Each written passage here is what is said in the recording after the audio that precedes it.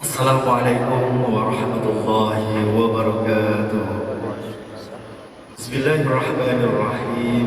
Alhamdulillahirabbil alamin wassalatu wassalamu ala asrafil anbiya'i wal mursalin wa ala alihi wa sahbihi ajma'in. Amma ba'du. Hadirin hadirat para jamaah, para pendengar radio Masmedia FM dan para pemirsa live streaming Al-Akbar TV dan TV digital Madu TV Nusantara dimanapun berada, khususnya yang berada di ruang utama Masjid Nasional Al-Akbar Surabaya. Syukur alhamdulillah pada malam hari ini Selasa tanggal 3 Juni 2025, marilah kita panjatkan puji syukur kehadirat Allah Subhanahu wa taala yang mana telah melimpahkan rahmat, taufik, hidayah serta inayahnya, sehingga atas rahmat dan nikmat yang telah diberikan kepada kita bersama, kita bisa hadir di ruang utama Masjid Nasional Al-Akbar Surabaya guna mengikuti kajian ba'da maghrib, yaitu ngaji kitab Tafsir Jalalain yang akan disampaikan oleh beliau yang terhormat Al-Ustaz Haji Muhammad Husni Mubarak MAG Al-Hafidh. Kepada beliau kami persilakan.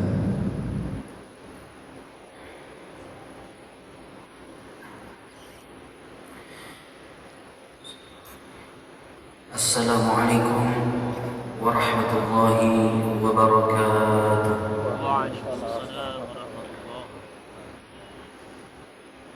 Alhamdulillah, alhamdulillahi rabbil alamin. Wassalatu wassalamu ala sayyidina wa maulana wa nuri qulubina Muhammadin wa ala alihi wa ashabihi ajma'in. Qalu subhanaka la ilma lana illa ma 'allamtana innaka antal alimul hakim. Amma ba'du. Yang sangat kami muliakan seluruh jamaah maghrib Masjid Nasional Al-Akbar, wabil khusus yang saat ini masih berada di masjid ini untuk mengikuti kajian tadabbur Al-Quran.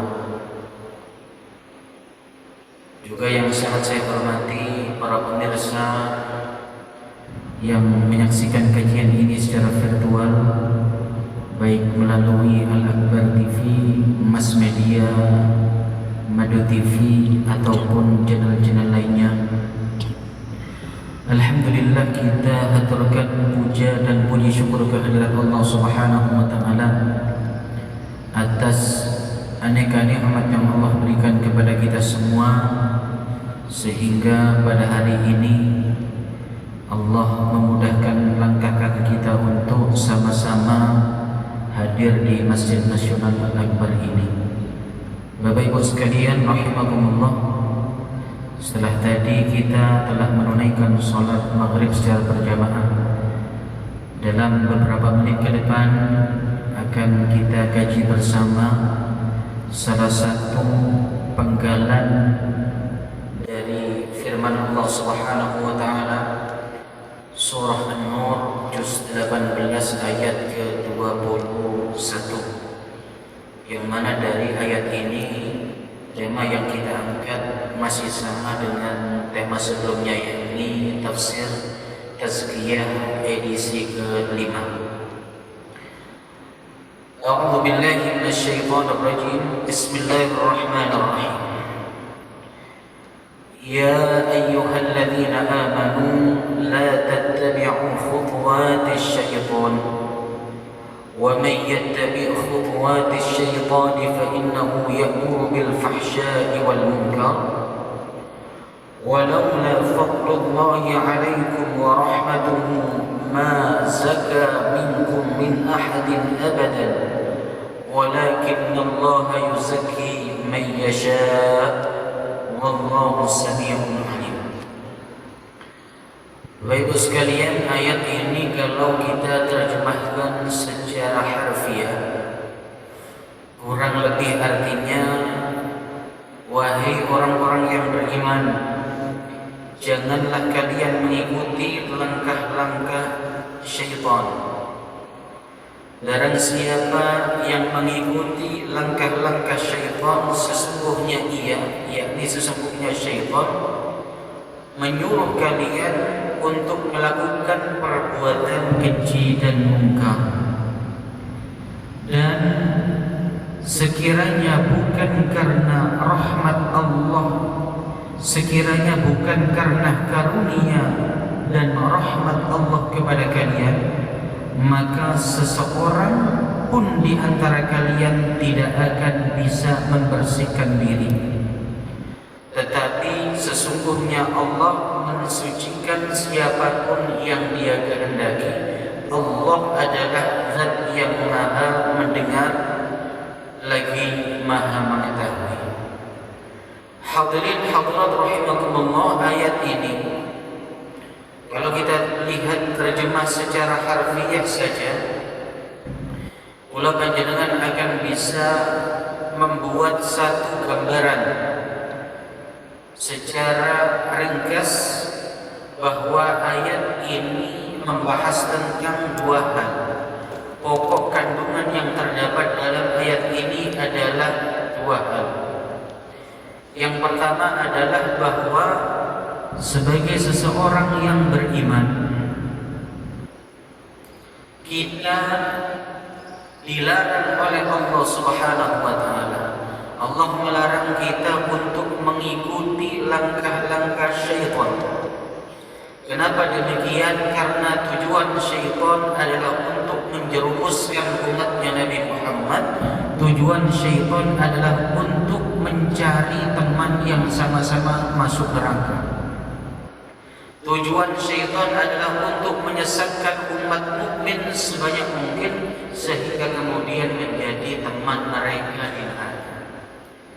Ini yang pertama. Yang kedua adalah bahwa anugerah yang diberikan oleh Allah kepada siapapun, kepada umat Nabi Muhammad, kepada kita semua, yakni anugerah Allah. Kita dimudahkan untuk bertaubat, kita dimudahkan untuk membersihkan hati, kita dimudahkan untuk berjalan di atas sunnah-sunnahnya Nabi Muhammad Sallallahu Alaihi Wasallam. Itu murni adalah dikarenakan anugerah Allah Subhanahu Wa Taala. Hadirin, ayat ini kalau disebutkan dalam kitab Tafsirul Jalalain ataupun kitab-kitab tafsir lainnya, kita lihat penjelasan begitu panjang lebar. Ayat ini sebenarnya berbicara tentang salah satu penggalan daripada fase sejarah yang berbicara tentang qissatul ifk atau kisah dusta atau berita dusta. Kisah dusta atau berita dusta itu apa? Yakni pencemaran nama baik yang dilakukan oleh orang-orang munafik dan beberapa sahabat Nabi saat itu. Sahabat itu juga manusia, Pak, sesekali pernah bersalah. Ada di antara mungkin sahabat saat itu yang keimanannya mungkin belum kuat, terpengaruh oleh provokasi yang dilakukan oleh orang-orang munafik, yakni pencemaran nama baik terhadap Sayyidatuna Aisyah radhiyallahu anha, istri tercinta Nabi Muhammad sallallahu alaihi wasallam yang pernah dituduh pernah melakukan zina. Tetapi kita tidak akan membahas itu karena tema kita pada malam hari ini adalah tentang tafsir tazkiyah. Hadirin hadirat rahimakumullah, pada pertemuan yang lalu kita telah membahas tentang langkah-langkah untuk menjadi pribadi yang soleh. Kita telah membahas tips-tips atau langkah-langkah untuk menjadi seorang insan kamil, manusia yang paripurna yang berjalan di atas sunnah-sunnah Nabi Muhammad Sallallahu Alaihi Wasallam. Ada yang masih ingat, Pak, nomor langkahnya, Pak? Yang pertama, taubat. Oke. Yang kedua, apa? mujahadah. Yang ketiga apa Pak? Lali kabeh lagi. Mantul PSG kali ini bentar ketinggalan ini. Yang ketiga adalah zikir dan tawakal, betul. Dan yang terakhir adalah circle yang baik. 4 hal ini kalau bisa kita lakukan, insya Allah kita akan bisa menjadi orang baik. Seseorang yang mempunyai predikat sholihin atau orang-orang yang saleh. Hadirin hadirat rahimakumullah. Setelah orang itu ahli ibadah, setelah orang itu soleh, setelah orang itu bertakwa, apakah kemudian cukup sampai di situ? Ternyata tidak. Karena banyak orang itu yang soleh, orang itu yang telah bertakwa, orang itu yang istiqomah dalam ibadah, tetapi kemudian pada fase ini mereka jatuh. Pada fase ini mereka kemudian dijatuhkan oleh Allah Subhanahu wa Ta'ala, dan mereka terjatuh tanpa mereka sadari. Kenapa demikian? Karena mereka menganggap bahwa kesolehan mereka, istiqomah mereka, jamaah mereka, sedekah mereka, zikir mereka, ataupun kesolehan-kesolehan mereka yang lain itu murni karena kemampuan diri mereka. Mereka mengira bahwa sholat mereka, tahajud mereka, doa mereka, ngaji mereka, umroh mereka, haji mereka itu murni karena kemampuan mereka. Maka sampai di sini orang yang merasa demikian, dalam hatinya tumbuh sifat demikian, maka orang itu sering kemudian merasa dirinya mulia dan lebih mulia daripada orang lain. Melihat ahli maksiat jijik, melihat orang minum minuman keras gila, melihat orang-orang yang melakukan kemaksiatan mereka ikut juga menghakimi. Karena kenapa? Mereka yang maksiat itu dalam pandangan si ahli ibadah ini adalah mereka yang tidak kenal Allah, tidak mengikuti perintah Allah, melanggar larangan Allah, dan penghakiman lainnya. Maka hadirin, ayat ini, dalam penggalan kedua ayat ini menjelaskan panduan bagi kita semua bagaimana sikap yang benar ketika kita telah ditakdirkan oleh Allah menjadi hamba-hamba yang saleh ataupun yang istiqomah.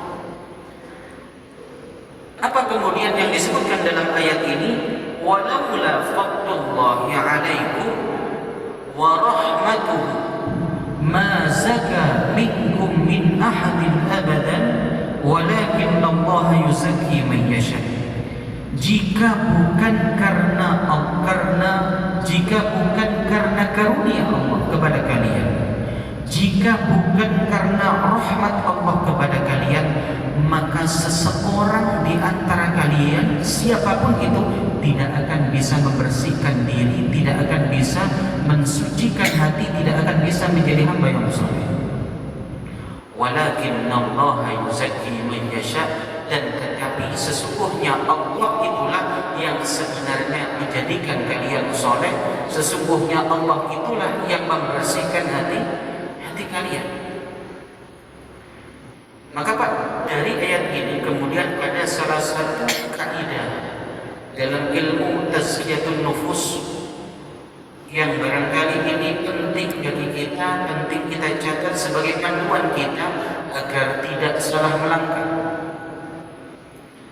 Kaidah itu berbunyi bahwa seseorang ahli ibadah yang hakiki, seseorang soleh yang sejati maka ibadahnya, kesolihannya akan menjadikan hatinya semakin merunduk dan menjadikan dia semakin penuh rahmat terhadap sesama. Saya ulangi lagi Pak ya. Ini ditatuskan status minjeng nih Pak ya. Status WA. Jadi gini ku didik status Pak ya.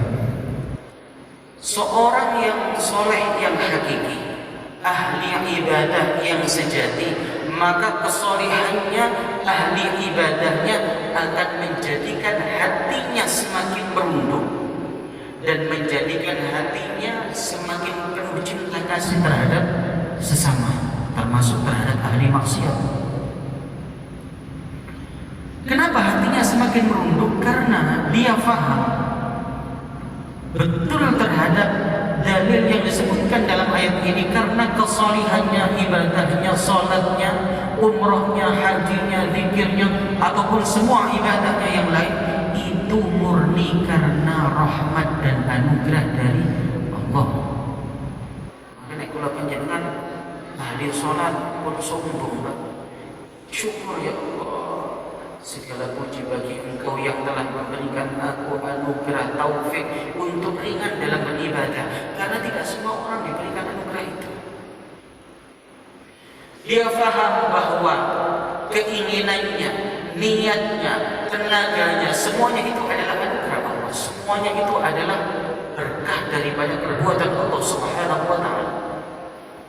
Kalau semua itu karena bantuan Allah, maka apa yang bisa kita sombongkan dari diri kita? Dan orang yang ahli ibadah yang hakiki, maka hatinya akan semakin penuh cinta kasih terhadap orang lain. Maka inilah yang kemudian disebutkan oleh Hujjatul Islam Abu Hamid Al-Ghazali. Beliau mengatakan ketika melihat siapapun itu merasa bahwa semua orang itu lebih mulia daripada dirimu, hatta terhadap orang-orang yang ahli maksiat. Ketika kita melihat ahli maksiat, maksiatnya haram iya, dosa orang itu iya, karena dia melanggar perintah Allah. Tetapi jangan sampai kemudian kita menghakimi karena kenapa orang itu saat ini bermaksiat, boleh jadi ke depan dia akan dianugerahkan oleh Allah rahmat untuk bertaubat, sedangkan kita yang ahli ibadah yang merasa lebih mulia dari orang lain karena kesombongan kita dijatuhkan oleh Allah. Na'udzubillah min dzalik. Maka karena rahmat terhadap sesama inilah Pak, ada satu kaidah ilmu tazkiyah lain yang juga menyebutkan seseorang tidak akan mencapai kesolihan hakiki, seseorang yang tidak akan mencapai kesolihan yang sejati kecuali setelah melewati satu maqam yang kemudian disebut maqam satrul uyub, menutupi aib orang lain. Yang niku mboten saged menjadi hamba Allah yang soleh, yang dekat dengan Allah kalau dia hobi membuka aib orang lain. Dan kita saat ini Pak berada di zaman yang penuh dengan penghakiman terhadap aib orang lain. Na'udzubillah min dzalik. Kita bukan merasa kita soleh di sini, boten. Barangkali justru saya yang berbicara ini termasuk di antara orang yang pernah membuka aib orang lain, senang ketika orang lain dibuka aibnya oleh Allah. Na'udzubillah min dzalik. Hadirin hadirat rahimakumullah. Ada seorang ulama, seorang ahli hadis besar yang hafal puluhan ribu hadis, seorang imam yang tinggal di kota Asbahan yang bernama Al-Imam Ahmad bin Mahdi Ibn Rustum rahimahullah ta'ala. Imam Ahmad bin Mahdi bin Rustum ini adalah seorang sufi besar. Dia kaya raya. Jangan pun menganggap kalau sufi itu pasti hidupnya miskin, bajunya tambal, tidak semua seperti itu. Tergantung thariqah yang dianut biasanya. Ada salah satu thariqah namanya thariqah Syadziliyah, itu justru menganjurkan para pemeluknya untuk sugih kabeh. ketika kita kaya punya harta banyak, kita tidak iri terhadap nikmat orang lain, tidak tamak terhadap harta orang lain. Yang terpenting ketika kita kaya, jadikan kekayaan itu di tangan bukan di hati, sehingga kekayaan itu kita gunakan sebagai jalan untuk mendapatkan akhirat. Hadirin, ada seorang ulama namanya Ahmad bin Mahdi bin Rustum. Imam Ahmad bin Mahdi bin Rustum ini ulama besar, seorang soleh, seorang wali Allah yang tinggal di kota Asbahan. Suatu saat dia didatangi oleh seorang wanita, yang mana wanita ini hamil di luar nikah. Wanita ini berasal dari Baghdad. Wanita ini hamil di luar nikah, kemudian menghadap kepada Imam Ahmad bin Mahdi bin Rustum. Dia kemudian sambil menangis berkata kepada sang imam, "Wahai Imam Ahmad bin Mahdi, sesungguhnya aku ini adalah seorang pendosa, aku ini adalah ahli maksiat. Saat ini aku telah hamil di luar nikah. Karena aku malu terhadap celaan orang-orang, sehingga kemudian aku berkata kepada mereka bahwa aku ini istrimu dan anak yang ada dalam kandunganku ini adalah anakmu.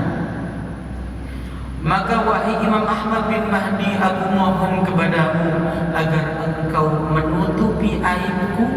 Semoga aibmu ditutupi oleh Allah Subhanahu wa Ta'ala." Pak jenengan dalam posisi Imam Ahmad bin Mahdi berikut. Ono wong wedok meteng di luar nikah, teko nang panjenengan ngomong ngoten. Kira-kira jenengan yang ngomong, "Oji enak wong gak melok lapo-lapo." Kemudian ngaku sebagai suami daripada orang tersebut. Ini mungkin kalau panjenengan kita semua. Tapi ini adalah seorang ulama besar, seorang sufi besar, seorang wali besar. Mendapatkan pengaduan dari si wanita hamil di luar nikah tersebut, Imam Ahmad ibnu Mahdi bin Rustum ini kemudian tersenyum dan kemudian mengangguk. Beliau menyiapkan salah satu kamar kecil yang ada di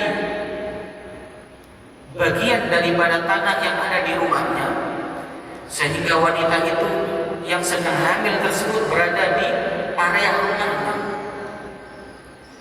Orang-orang kemudian mendapatkan kabar bahwa Imam Ahmad bin Mahdi punya istri dan istrinya sedang hamil. Mereka datang untuk mengucapkan selamat karena mengaku, karena tahunya bahwa wanita ini adalah istri dari Imam Ahmad bin Mahdi bin Rustum. Padahal wanita itu bukan istrinya, dia adalah wanita yang hamil di luar nikah, yang aibnya ditutupi oleh Imam Ahmad.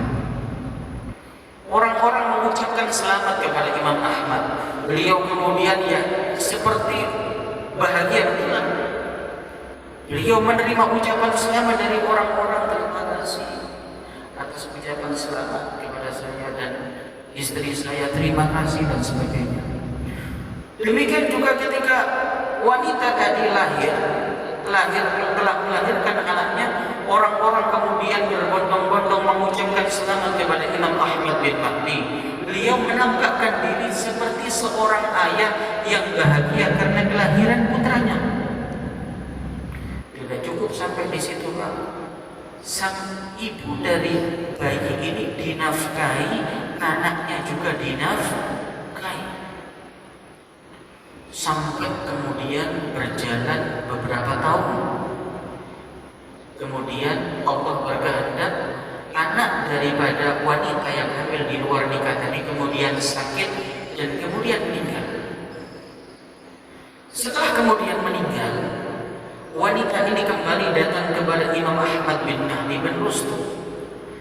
Dia mengatakan, "Wahai Imam Ahmad bin Mahdi, sesungguhnya aku mengucapkan terima kasih kepada panjenengan karena panjenengan telah menutupi aibku. Semoga berkah daripada apa yang Anda lakukan, aib Anda ditutupi oleh Allah di dunia maupun di akhirat. Dan ini adalah uang yang selama ini Anda berikan kepadaku, dikembalikan lagi kepada Imam Ahmad." Apa yang dikatakan oleh Imam Ahmad bin Mahdi? "Wahai wahai ibu, sesungguhnya uang yang telah aku berikan tidak bisa aku ambil lagi. Ketika aku memberikan ini, maka niat untuk berbuat baik kepada anda dan putra anda. Hadirin, ini adalah orang yang telah mendapatkan pancaran daripada sifat Allah Subhanahu wa ta'ala, bahwa Allah adalah zat yang maha setar, penutup aib hambanya.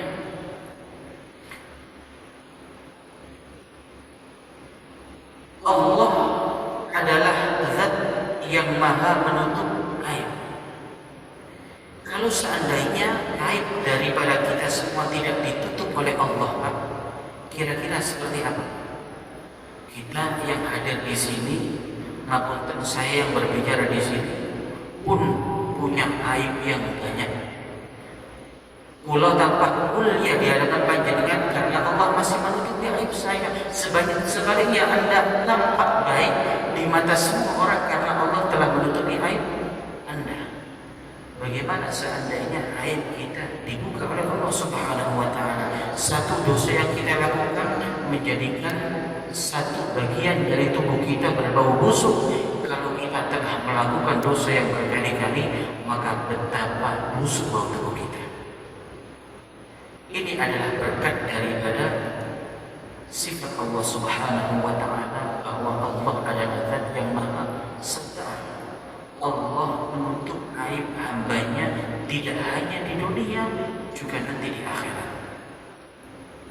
Ada sebuah hadis yang cukup terkenal, yakni ketika Allah Subhanahu wa ta'ala menghadapkan pada hari kiamat seorang hambanya yang penuh dengan dosa. Hamba ini ditutupi oleh Allah dengan tirai, sehingga saat itu orang-orang yang berada di hari kiamat tidak tahu siapa yang berada di balik tirai itu. Apa yang Allah katakan? Wahai hambaku, masih ingatkah engkau bahwa dulu ketika engkau berada di dunia, engkau pernah melakukan dosa ini kepadaku? Iya, ya Rabb, saya ingat. Pernahkah engkau ingat bahwa pada hari ini, jam ini, detik ini, bulan ini engkau pernah melakukan perbuatan dosa? Kemudian aku tutupi dosa-dosamu itu sehingga tidak ada orang lain yang kemudian mengetahui dosamu. Iya ya Allah, aku ingat. Maka wahai hambaku, sebagaimana aku tutupi aibmu dulu ketika berada di dunia, saat ini ketika engkau berada di akhirat, aku telah menutupi aibmu. Maka hadirin, kenapa demikian? Karena meskipun orang itu melakukan dosa, meskipun orang tersebut melakukan berbagai macam dosa, tetapi dia adalah orang yang pandai menjaga aib orang lain. Dan dia masuk bagian daripada sabda Nabi Muhammad sallallahu alaihi wasallam, man satara musliman satarahu Allah fid dunya wal akhirah. Barang siapa yang menutup aib seorang muslim, Allah akan menutup aibnya di dunia maupun di akhirat. Hadirin hadirat rahimakumullah, kita berdoa. Saat ini kita berada di zaman yang penuh fitnah, era media sosial. Setiap orang bangga membuka aib orang lain.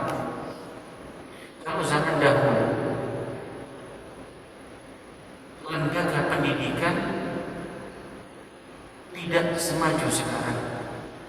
Sekarang zaman begitu maju, pendidikan begitu maju, kemajuan teknologi begitu besar. Tapi kepesanan itu kalau kita tidak imbangi dengan iman, kita tidak imbangi dengan akhlak, maka kita yang akan binasa. Kita berdoa kepada Allah, semoga Allah menutup aib kita dan kita dihindarkan dari sifat yang buruk, sifat yang tercela, sifat gampang membuka aib orang lain. Alhamdulillah min dzalik. Hadirin hadirat rahimakumullah, demikian mungkin apa yang bisa kami sampaikan. Ada waktu beberapa menit, 10 menit, mungkin ada yang ingin tanya, monggo.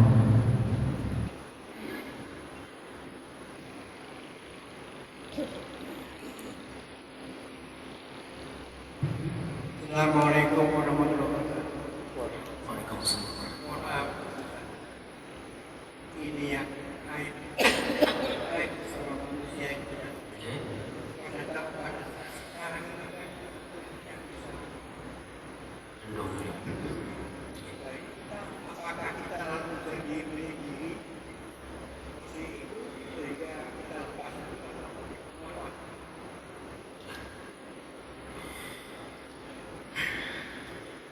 Yang pertama,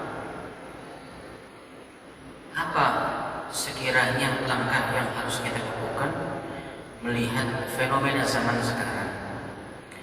Apalagi sekarang ini era media sosial, di mana pembukaan aib orang lain itu adalah sesuatu yang begitu masif di era media sosial, di era televisi. Bahkan sekarang membuka aib orang lain itu dijadikan sebagai sebuah ladang bisnis untuk meraup keuntungan. Hadirin hadirat rahimakumullah, yang pertama yang harus kita lakukan adalah berusaha untuk meningkatkan keimanan dan ketakwaan kita. Kalau keimanan dan ketakwaan kita belum kuat, maka kita akan mudah terjatuh dengan hal demikian. Bagaimana cara meningkatkan keimanan dan ketakwaan?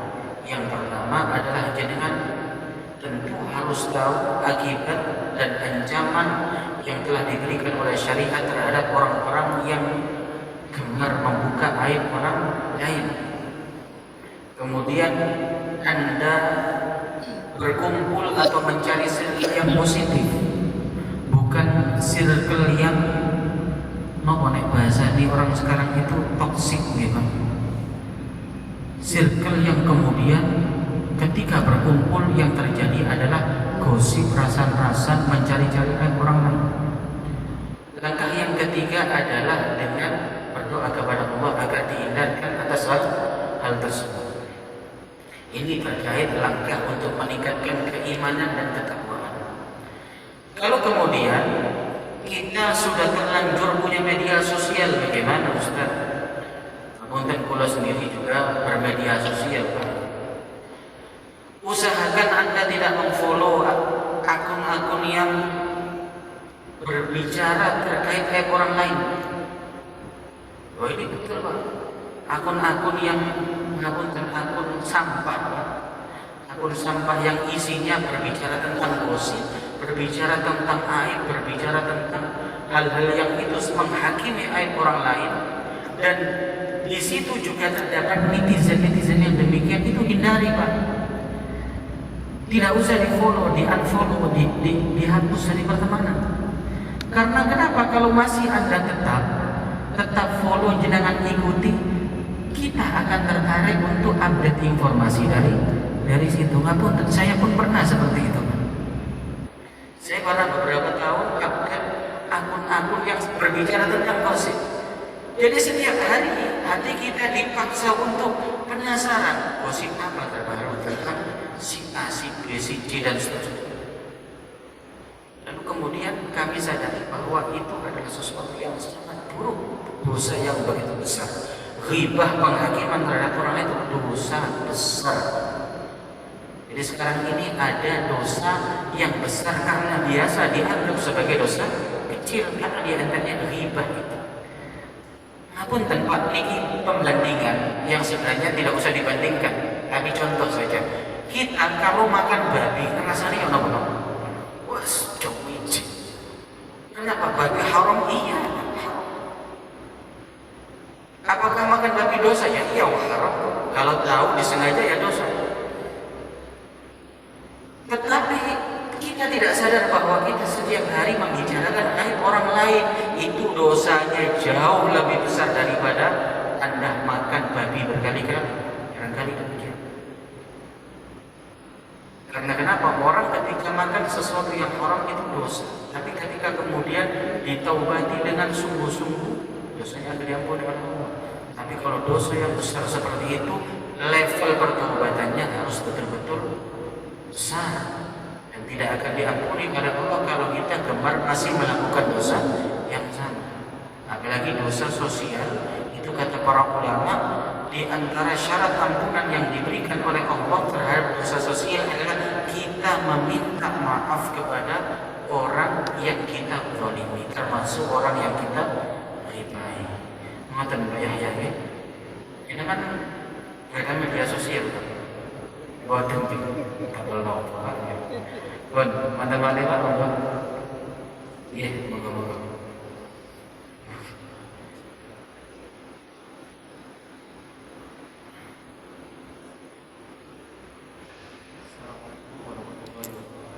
Ustaz tadi pada surat ayat puasa yang Allah melarang kita untuk mengikuti langkah setan yang dapat membawa kepada perbuatan keji dan dosa. Kemudian Allah punya hak atau berkuasa untuk membersihkan siapa saja yang dikehendaki. Artinya di sini Allah punya hak prerogatif. Nah, kalau seseorang sudah menjalankan syariat, tetapi dia masih merasa gelisah atau masih suka yang seperti sekarang bahasa, sebenarnya itu sudah mendapat rahmat atau belum?